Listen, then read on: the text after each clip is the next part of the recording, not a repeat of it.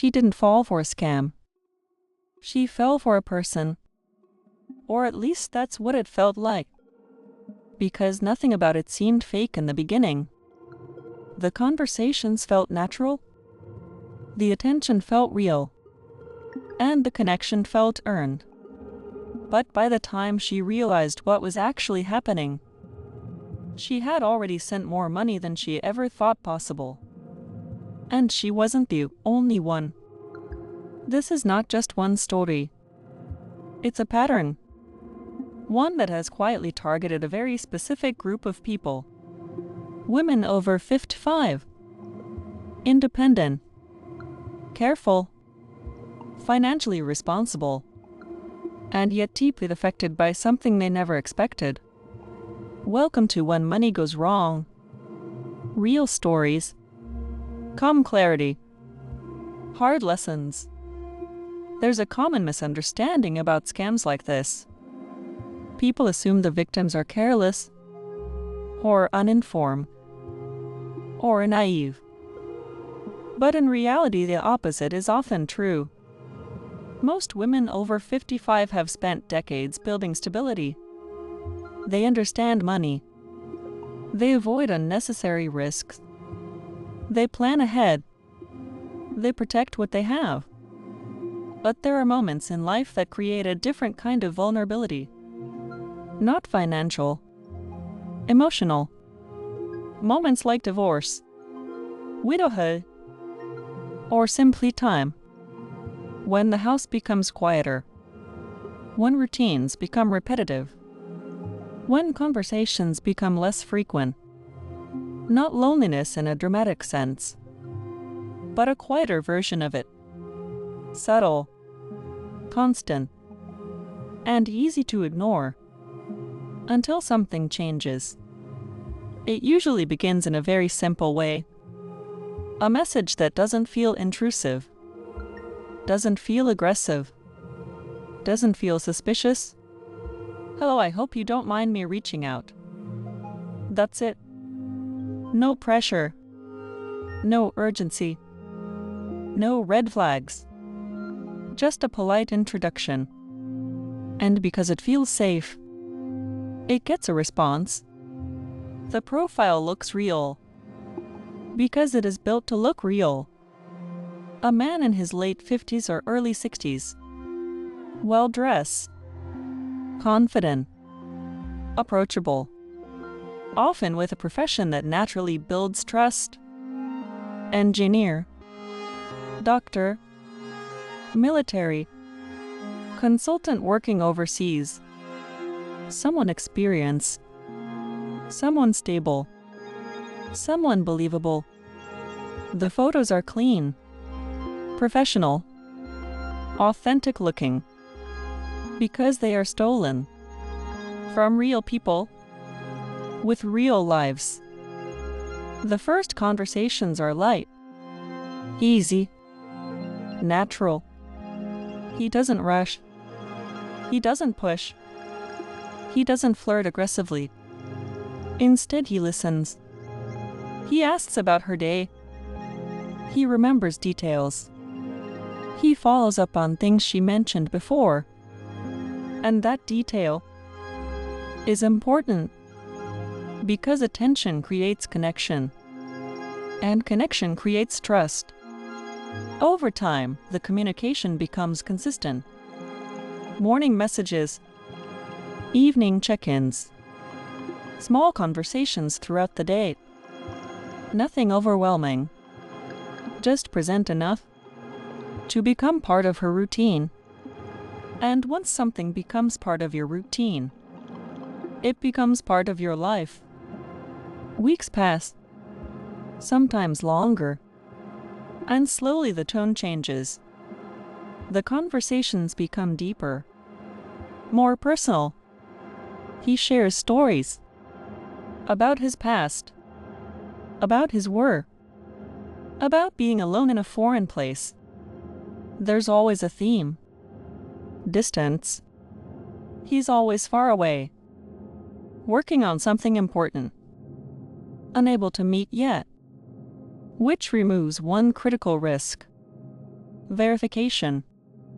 At this stage, it no longer feels like talking to a stranger. It feels familiar, safe, expected. And that's where the real shift happens. Because now, the relationship feels real, even if it isn't. Then one day, the pattern breaks. The message feels different. I didn't want to tell you this. That sentence alone changes everything. Because now, there's a problem. And problems create emotional engagement. The story is always believable. A delay in a project, a financial issue, a restricted account, a problem with authorities, something complex, something urgent, something that requires help, but most importantly, something that feels temporary. I just need to resolve this and everything will go back to normal. At this point, the decision is no longer logical. It's emotional. Because she's not helping a stranger. She's helping someone she knows. Someone she talks to every day. Someone who trusts her. And that changes everything. The first request is always reasonable. Small enough to feel safe. I just need a little help to get through this. I'll repay you as soon as it's resolved. There's no pressure. Just need. And that need feels real. She hesitates. But not for long. Because the situation feels urgent. And the relationship feels real. And those two things together are powerful. So she sends it. Not a large amount, but enough to matter. Enough to begin. And that moment is where everything changes. Because from this point forward, it's no longer about one decision. It becomes a sequence, a pattern, a system that is designed to continue. She doesn't make the decision impulsively. At least it doesn't feel that way. She replays every conversation in her mind. The consistency, the attention, the way he remembered small details no one else seemed to notice. It didn't feel random. It didn't feel risky. It felt justified. And then one thought quietly settles in. What if it's real? Because if it is real, then not helping would mean ignoring someone in a moment of need. And she has never been that kind of person. So she sends the money. A few $1,000s. Not enough to damage her life, but enough to matter. Enough to create a shift. The reply comes quickly. Almost instantly. Relief. Gratitude. Emotion. He thanks her in a way that feels genuine. Personal. Specific. You have no idea what this means to me. I didn't know who else I could trust.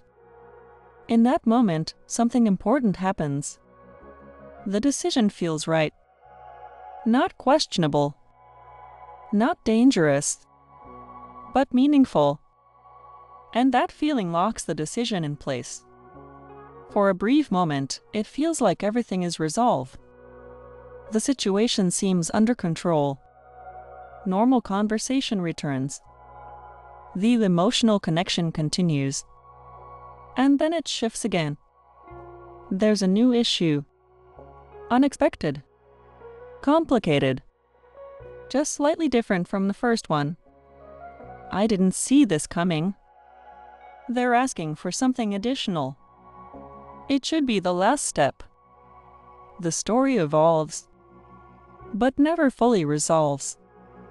This time, the amount is larger. Not dramatically larger, but enough to be noticed. Enough to create hesitation. She pauses longer this time. Her instincts try to surface. Something doesn't fully align. But the context overrides the doubt. Because now she is already part of the situation. She already helped once. And helping once changes how the next decision feels. There is a powerful force at play here. Once someone commits to a decision, they feel a natural pull to stay consistent with it, even when new information introduces doubt. Because stepping back would mean questioning the first choice. And questioning the first choice creates discomfort. So instead of stopping, people continue. At the same time, the relationship becomes stronger, more personal, more emotionally invested. He shares more. She shares more. There are conversations about the future, about meeting, about what life could look like after everything is resolved. These aren't random ideas. They are carefully placed anchors. They shift attention away from the present risk and toward a future reward. By now, the communication is constant. It's no longer something she checks occasionally. It's something she expects. She wakes up to his messages. She ends her day with his words. If a message is delayed, she notices. If there's silence, she feels it. And that's when the dynamic changes. Because now, it's not just connection. It's emotional dependency. Then comes a small but critical shift. He begins to frame the situation as sensitive, private, complicated. I don't want others to misunderstand. People might make this more difficult than it already is. I trust you, that's why I'm telling you. There's no direct command, no obvious restriction, but the effect is the same. She keeps it to herself. No outside opinions. No second perspectives. No interruption to the narrative. From this point forward, the pattern becomes clear. A problem appears. A request follows. Relief comes after the transfer. Gratitude reinforces the action. Then another problem appears. Each cycle feels like progress. Each step feels closer to resolution. But in reality, it's a loop. The numbers begin to grow. 5,000 becomes 10. 10 becomes 15. Then 20. Each transfer feels like the final step. The last obstacle. The moment everything will finally return to normal. But it never does. Because the system is not designed to end. It's designed to continue. At some point, a thought appears. Not loud. Not urgent. Just present. This doesn't feel right. It doesn't interrupt the process. It doesn't stop the action. But it lingers. And the longer it lingers, the harder it becomes to ignore. By now, the situation has changed. Stopping is no longer simple. Because stopping means accepting what has already happened. Accepting the money that has already been sent. Accepting the possibility that it might not come back. Continuing, on the other hand, feels like a chance to fix it. To complete the process. To recover everything. Even if that belief isn't grounded in reality. The messages become more forward-looking. When this is over, we'll finally meet. I want to make this right in person. These aren't random statements. They are strategic. They create a vision, a shared future, something worth holding on to. And that vision becomes part of the decision-making process. Then comes the message that changes everything. This is the final step. The amount is significantly higher. Enough to create real tension. enough to force a real decision. This is no longer manageable. This is meaningful. Her mind reacts immediately. This is too much. This doesn't make sense. Why does this keep happening? But those thoughts compete with something stronger. The connection. The time invested. The belief that she is close to resolution. And most importantly, the hope that it will all be worth it. She opens her account. She sees the savings. Years of discipline. Years of careful planning. All in one place. And in that moment, the decision is no longer just financial. It's emotional. It's psychological. It's about finishing what was started. So she sends it. The largest amount yet. At first, everything feels normal. There is a response. There is gratitude. There is reassurance. But something is different. Subtle. Hard to define. The tone is slightly off. The timing is slightly delayed. The consistency begins to fade. And that's when the first real question appears. Not quiet this time. Not subtle. But clear. What if this isn't real? At first, she tries to ignore the feeling. That small discomfort.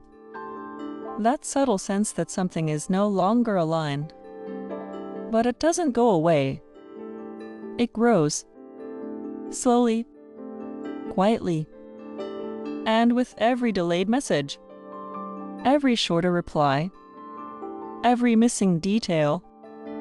The certainty begins to crack. Hours pass without a response. That had never happened before. Not like this. Not after everything they had shared. She checks her phone again. And again. Refreshing. Waiting. Trying to stay calm. Telling herself there must be a reason. There always had been. Until now. A message finally arrives. But it's different. Short. Distant. I'm dealing with something. I'll explain later. No explanation. No warmth. No connection. And then? Nothing. The next day comes. No message. No call. No presence. The routine that once felt so stable is suddenly gone. And without that routine, everything feels uncertain. She sends a message. No response. She sends another. Still nothing. Now the feeling is no longer subtle. It's unmistakable. Something is wrong. She goes back through their conversations, reading old messages, looking for reassurance, looking for consistency, looking for proof that it was real. But instead, she starts noticing things she hadn't seen before. Small inconsistencies, details that didn't quite align, stories that shifted slightly over time, things that once felt natural, now feel constructed. She looks at his photos again, this time more carefully, more critically. Then she does something simple, something that takes less than a minute. A reverse image search. It's not something she had ever needed before. It's not something she even thought about at the time. But now, it becomes the turning point. Because the result is immediate, clear, unavoidable. The photos are not his. They belong to someone else. A real person, with a real identity, living a completely different life. There is no dramatic reaction, no sudden movement, no loud response. Just stillness. The kind of stillness that comes when everything suddenly makes sense. Every message, every explanation, every delay, every request. It wasn't random. It wasn't complicated. It was planned. Now the pattern is impossible to ignore. The initial contact, the slow build of trust, the emotional connection, the carefully introduced crisis, the repeated urgency, the gradual increase in requests. Each step connected, each step intentional, not chaotic, not accidental. Design. She opens her bank account, not to act, but to understand, to see it clearly, without emotion, without justification. One transfer, then another, then another. Amounts that once felt manageable, now sitting together, forming a total that is impossible to ignore. Tens of thousands of dollars, sometimes more. Money that took years to build, gone in weeks. But the financial loss is only part of the story, because the deeper impact is internal. The trust she placed in someone else, the confidence she had in her own judgment, now both feel shaken. And the question begins to repeat. Quiet at first, then louder. How did this happen? It didn't happen because she was careless. It didn't happen because she didn't understand money. It happened because the situation was designed to bypass logic, to create emotion first, and decision second. Because when emotion leads, logic follows, not the other way around. Women over 55 are not randomly chosen. They are selected because they often have three key elements: financial stability, life experience, and emotional depth. They know how to manage money. They know how to handle life. They know how to care. And that combination is powerful. But when someone understands how to manipulate that combination, it becomes a vulnerability. After the realization, there is often silence. Not from the scammer. He is already gone. But from the victim. Because speaking about it feels difficult. There is embarrassment. There is shame. There is fear of judgment. So many choose not to talk about it. At least not right away. And that silence is what allows the pattern to continue. This is not a story about weakness. It's a story about timing, about context, about how the right message, at the right moment, in the right emotional state, can influence anyone. Because this kind of manipulation doesn't rely on ignorance. It relies on being human, on trusting, on connecting, on wanting to help. The next time a message feels personal, the next time someone seems consistent, the next time a situation feels urgent and emotional, take a moment, step back. Because the most effective scams don't feel like scams. They feel like relationships. This is when money goes wrong. Real stories, calm clarity, hard lessons,